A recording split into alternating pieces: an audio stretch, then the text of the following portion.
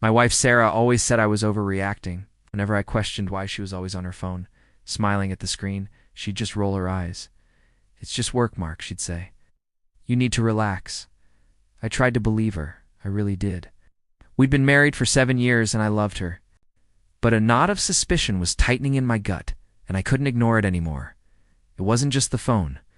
It was the late nights at the office, the sudden weekend trips with the girls, the way she'd jump if I walked into the room while she was texting. I felt like a stranger in my own home, walking on eggshells around the person I was supposed to trust most.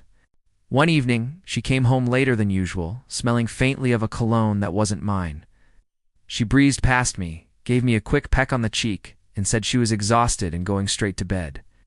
I just stood there in the hallway, my heart pounding. That night I couldn't sleep. The doubt was eating me alive. I kept replaying her excuses, her dismissive attitude. Was I going crazy? Was I just insecure, like she said? I tossed and turned until the early hours of the morning, when an idea crept into my mind. An idea I was ashamed of but couldn't shake. I got out of bed and quietly went to the living room, where Shadi left her laptop on the coffee table. My hands were shaking as I opened it. I didn't have her password, but she'd left her social media account logged in. I felt terrible, like I was betraying her trust, but I had to know the truth. My heart sank as I started scrolling through her messages. At first it was all normal stuff, chats with her sister, memes from friends. I was about to close it, feeling guilty and foolish, when I saw a name I didn't recognize.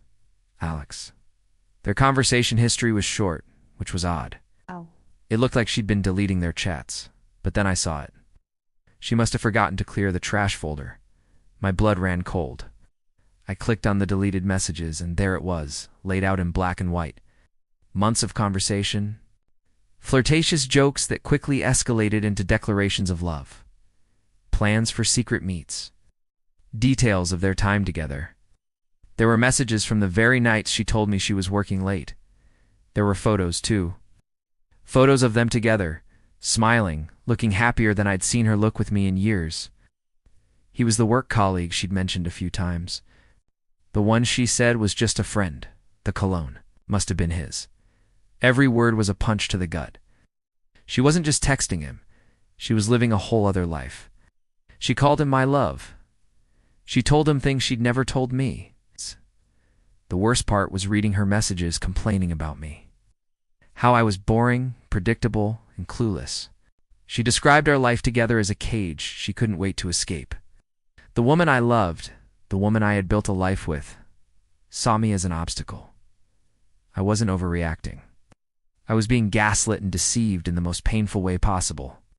I closed the laptop, feeling numb. The silence of the house was deafening.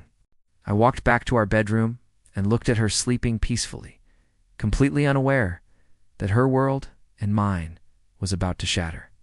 I knew right then that nothing would ever be the same again.